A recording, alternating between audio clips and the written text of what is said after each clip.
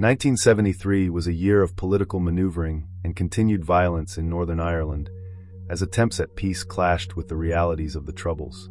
The violence of 1972 had left Northern Ireland reeling, and in 1973 both Republican and Loyalist paramilitaries remained active.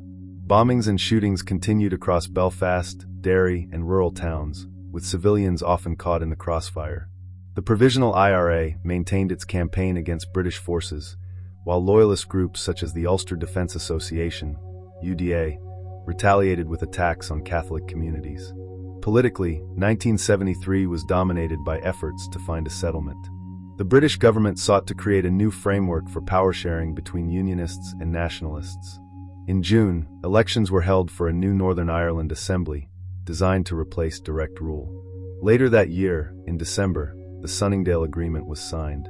It proposed a power-sharing executive and a cross-border Council of Ireland, giving the Republic of Ireland a consultative role in Northern affairs. While hailed internationally as a breakthrough, many Unionists saw it as a betrayal, and Loyalist opposition quickly hardened. By the end of 1973, Northern Ireland remained deeply divided. Violence persisted, but the Sunningdale Agreement offered a glimpse of political compromise, though one that would soon face fierce resistance.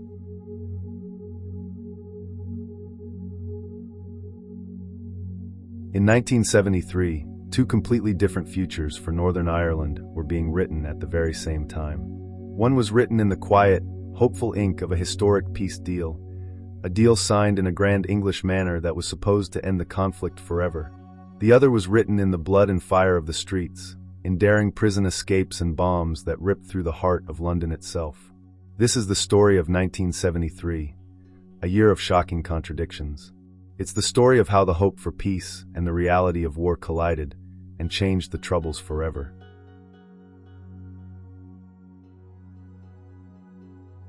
The first days of 1973 brought no relief from the carnage of the year before. 1972 had been the single deadliest year of the entire conflict, a brutal crescendo of violence that left nearly 500 people dead. Northern Ireland's regional government, the Stormont Parliament, had been shut down, and the province was under direct rule from London. The British government, led by Prime Minister Edward Heath, knew this was just a temporary fix. A new political solution was desperately needed. But on the ground, the war just kept grinding on. On the very first day of the new year, the bodies of a young Catholic couple, Oliver Boyce and Breege Porter, were found dumped in a field across the border in County Donegal. They'd been shot and stabbed to death by the Ulster Defence Association, or UDA, the largest Loyalist paramilitary group. It was a stark reminder that this conflict couldn't be contained by borders. Loyalists were now striking in the Republic of Ireland, just as Republicans were striking in the north. A few weeks later, on January 20th, a car bomb exploded in Dublin, killing a 25-year-old bus conductor named Thomas Douglas. No one claimed responsibility at the time, but everyone suspected Loyalist paramilitaries, who were retaliating for the IRA's campaign and trying to bring chaos to the entire island. The violence was a brutal feedback loop. In Belfast, tit-for-tat sectarian murders were a daily reality. On February 2nd, the IRA shot a Protestant civilian, James Greer, dead at his workplace. That very same day, the body of Patrick Brady, a Catholic civilian, was found. He'd been shot by Loyalists. These weren't soldiers or politicians. They were ordinary people, murdered for their religion, just another point on a gruesome sectarian scorecard. In the middle of all this bloodshed, a Loyalist strike paralyzed parts of Belfast. It was a show of strength, a protest against the arrest of two Loyalists for a sectarian murder. Barricades, manned by masked men, went up in Protestant areas. Riots erupted. In East Belfast, a mob of over 1,000 wrecked a Catholic church and the priest's house.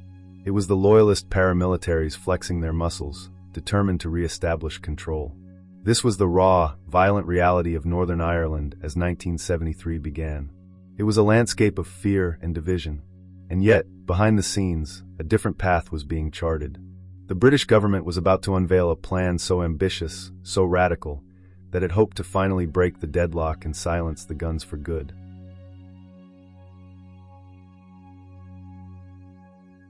On March 20th, 1973, the British government published its long-awaited plan. It was a formal document, a white paper with the dry title, Northern Ireland Constitutional Proposals. But what was inside was game-changing. The paper laid out a blueprint for a brand new government for Northern Ireland. But this wasn't going to be a return to the old ways. The old Stormont Parliament, dominated by the Unionist Party for 50 years, was gone for good. The White Paper proposed two revolutionary ideas. The first was power sharing. Any new government, the paper argued, could no longer be run by a single party that got its support from only one side of the community. This was a direct rejection of 50 years of Unionist majority rule. The new Northern Ireland Assembly would have to be a coalition, an executive made up of both Unionists and nationalists, Protestants and Catholics sharing power. The second idea was the Irish dimension. The White Paper admitted that Northern Ireland's problems couldn't be solved alone. It proposed a Council of Ireland, a body that would bring together politicians from both Belfast and Dublin to work together on things like tourism and trade. For nationalists, this was a historic moment.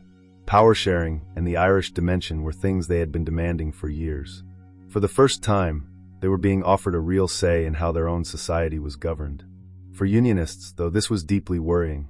The moderate wing of the Ulster Unionist Party, UUP, led by Brian Faulkner, was willing to give it a shot. Faulkner was a pragmatist who knew the old system was broken. But for hardliners like Ian Paisley, the White Paper was a total betrayal. Power sharing felt like surrender. And the Council of Ireland? They saw it as a Trojan horse, designed to slowly trundle Unionists into a united Ireland. But just as politicians began to debate the fine print, the Provisional IRA sent its own brutally clear response. They were determined to prove that no deal could be made without them, and that they could strike wherever they wanted. On March 8, 1973, an IRA unit detonated a massive car bomb outside London's most famous courthouse, the Old Bailey. The warning call came too late. The blast shattered the afternoon, injuring over 200 people. One man died from a heart attack brought on by the explosion. This was the IRA's first major attack in England. It was a terrifying escalation, designed to bring the war home to the British public. The message was simple: nowhere is safe. The search for a political breakthrough now had to compete with the reality of bombs devastating the streets of the capital. The bombing of the Old Bailey marked one of the most shocking provisional IRA attacks carried out in Britain during the early years of the Troubles. The assault was part of a coordinated bombing operation across London, designed to bring the conflict directly to the heart of the British establishment. A car packed with explosives was left outside the Old Bailey, the Central Criminal Court, timed to detonate as hundreds of people were leaving the building. Although warnings were phoned in, the area was not fully cleared in time. When the bomb exploded, it sent glass, masonry, and debris flying across the street, injuring more than 200 people and killing one man who suffered a heart attack amidst the chaos. The attack formed part of what became known as the London bombings of 1973, which included explosions near the Ministry of Agriculture and other locations. It was orchestrated by an IRA active service unit that had traveled from Ireland, several of whom were arrested shortly afterward while attempting to flee the country. The Old Bailey bombing demonstrated the IRA's determination to expand its campaign beyond Northern Ireland, forcing the British government and public to confront the reality of a conflict that would not remain contained.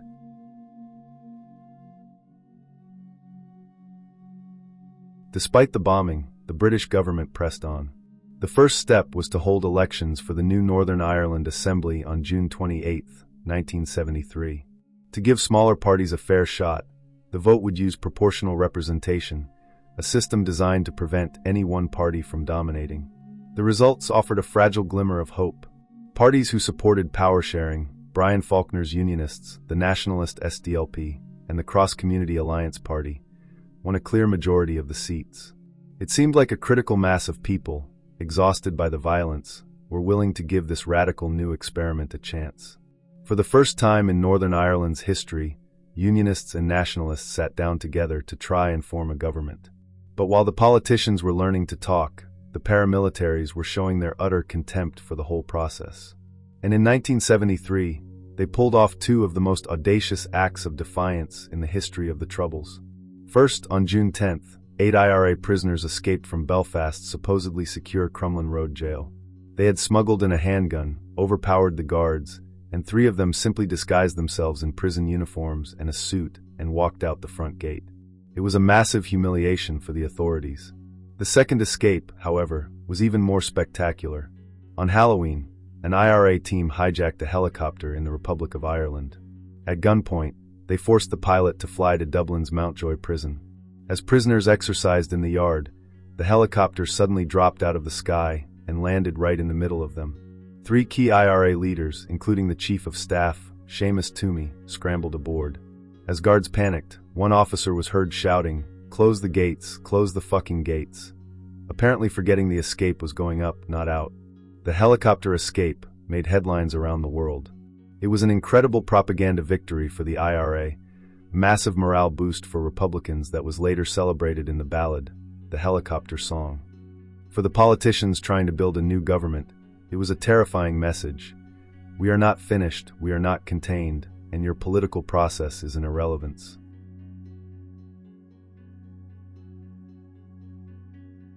Back in the political world, winning the election was one thing.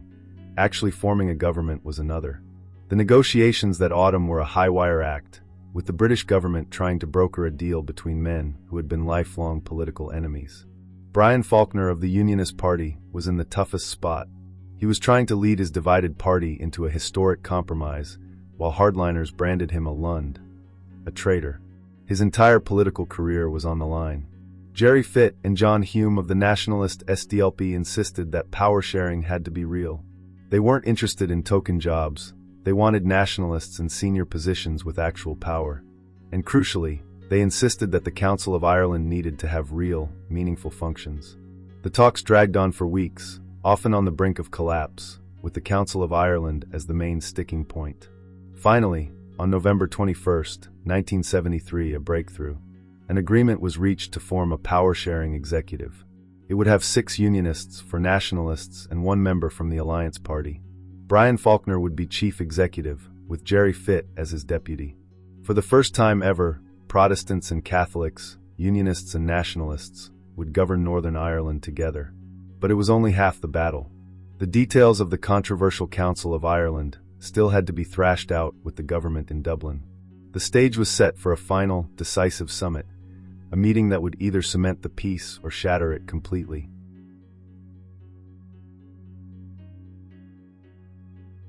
In the first week of December 1973, the key players gathered at a secluded English manor called Sunningdale Park. For 4 tense days, the British Prime Minister Edward Heath, the Irish Taoiseach Liam Cosgrave, and the leaders of the new Northern Ireland executive tried to hammer out the final, and most difficult, part of the deal, the Council of Ireland. The negotiations were intense, often lasting late into the night. The nationalists, backed by the Irish government, pushed for a strong council with real power to make and implement policy across the island. They saw this as the great prize, the first step towards a peacefully united Ireland. For Brian Faulkner, this was the reddest of red lines. He was already being called a traitor for sharing power. Agreeing to a powerful all-Ireland body would be political suicide, proof to his community that he was on a slippery slope to a united Ireland. A compromise was eventually found. The final agreement proposed a council of ministers made up of members from both North and South, which would have executive functions. The wording was deliberately ambiguous. It was enough to satisfy the nationalists, but vague enough to give Unionists some cover. And as a crucial concession to Unionists, the Irish government formally accepted that the status of Northern Ireland could not be changed unless a majority of its people agreed. On Sunday, December 9, 1973, an agreement was announced. The exhausted but hopeful politicians emerged to face the press. They had done it. They had created a complete framework for peace, a power-sharing government in the North, a new cross-border body, and the principle of consent baked in. The Sunningdale Agreement was hailed around the world as a historic breakthrough. The deal was done.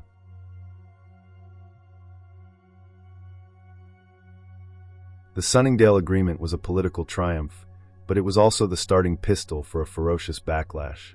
For a huge part of the Unionist and Loyalist community, the Council of Ireland was not a tool for cooperation. It was an embryonic all-Ireland parliament. Campaign posters captured the fear succinctly. Dublin is just a Sunningdale away. The reaction was immediate and visceral. The day after the agreement, Loyalist paramilitary groups formed a new umbrella organization, the Ulster Army Council, with the sole purpose of destroying the deal. For Brian Faulkner, the political front was just as brutal. In January 1974, his own party, the Ulster Unionist Party, voted to reject the Council of Ireland. Humiliated, Faulkner resigned as party leader, though he clung on as chief executive of the power-sharing government. The mainstream Unionist Party was now officially against the government its own former leader was heading. The final blow came in February 1974. The British Prime Minister called a snap general election, and in Northern Ireland, it became a referendum on Sunningdale. A coalition of anti-agreement Unionists ran on a single ticket: smash Sunningdale. The results were a political earthquake. The anti-Sunningdale candidates won 11 of Northern Ireland's 12 seats, and over half the total vote. The democratic verdict from the Unionist community was overwhelming and crystal clear. They rejected the deal, utterly and completely. The power-sharing executive, which had only officially taken office on January 1st, was now operating without the consent of the majority of the Unionist community. It was a government living on borrowed time. The political breakthrough of 1973 had, within 2 months, created a political bomb that was ticking ever louder.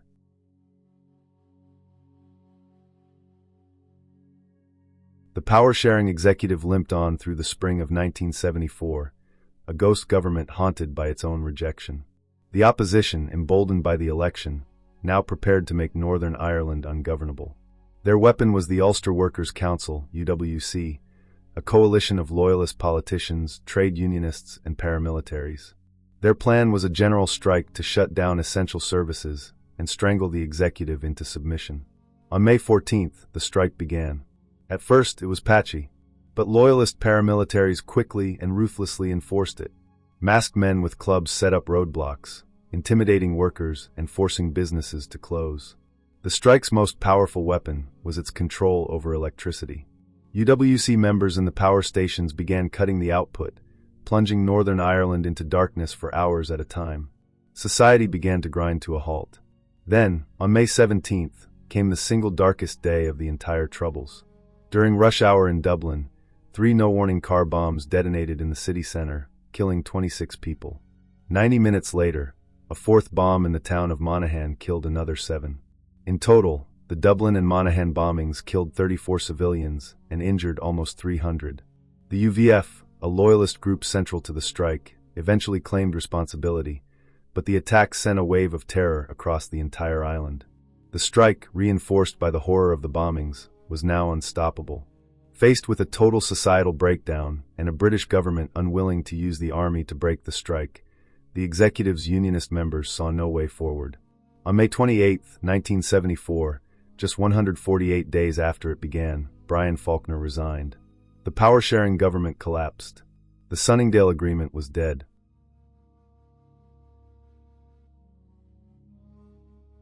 The year 1973 will forever stand as a tragic paradox in the history of the Troubles. It was the year that held the brightest promise of peace and the darkest reality of war, all at once.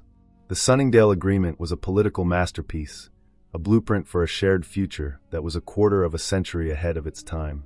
It contained nearly all the elements of the 1998 Good Friday Agreement, leading one of its architects, Seamus Mallon, to famously call the later deal Sunningdale for slow learners. But in 1973, the society simply wasn't ready. The wounds were too raw, the fear too deep, and the mistrust was absolute. For nationalists, it was a historic compromise. But for too many Unionists, it was an existential threat, a surrender forced on them by an IRA bombing campaign. The failure of Sunningdale taught a bitter lesson. A political deal, no matter how brilliant, cannot be imposed. It can't survive without the broad consent of the people it's supposed to govern. In the end, the paramilitary violence and the organized resistance of the loyalist workers proved more powerful than the will of 3 governments. The bombs defeated the breakthroughs. The collapse of the executive in 1974 poisoned the well of compromise for a generation. It entrenched the hardliners on both sides and condemned Northern Ireland to another 2 decades of violence and despair. The contradictions of 1973, the year of handshakes and helicopter escapes, of peace deals and car bombs, set the bitter, violent, and tragic course for the long, dark war that was still to come.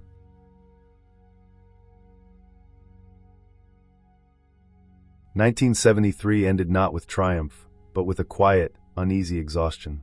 It was a year that dared to imagine peace, only to reveal how deeply embedded the conflict had become in the bones of Northern Ireland.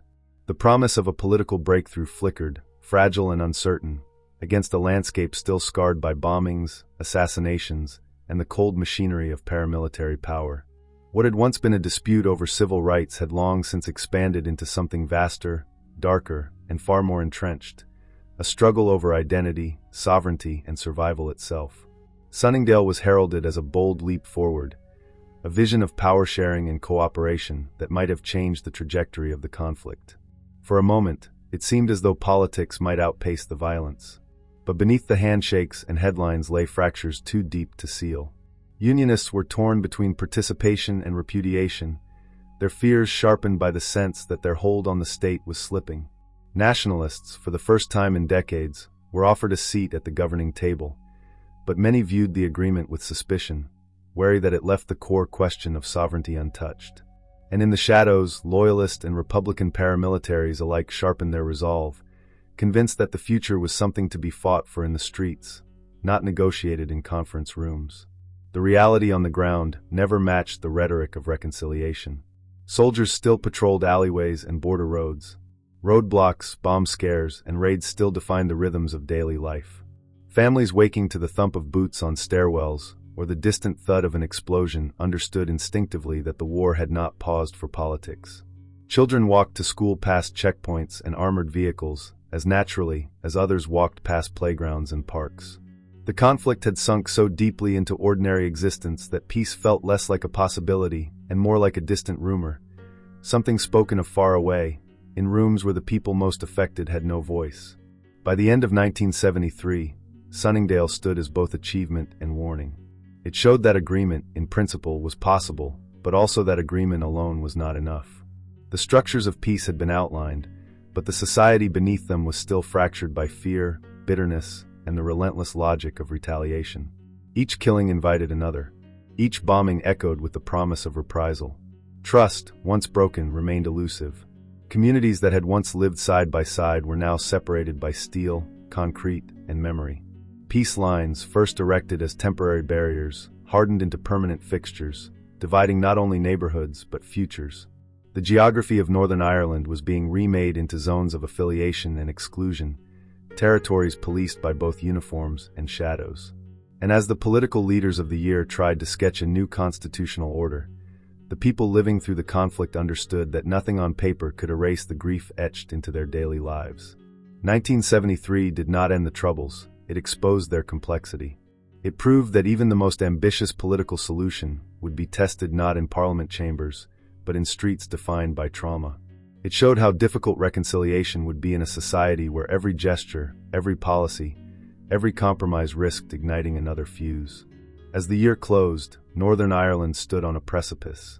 Sunningdale offered a glimmer of hope, but the forces gathering against it, fear, distrust, and the entrenched power of paramilitarism, cast long shadows over the fragile architecture of peace. The new year would show whether that structure could hold, or whether it would collapse under the weight of history.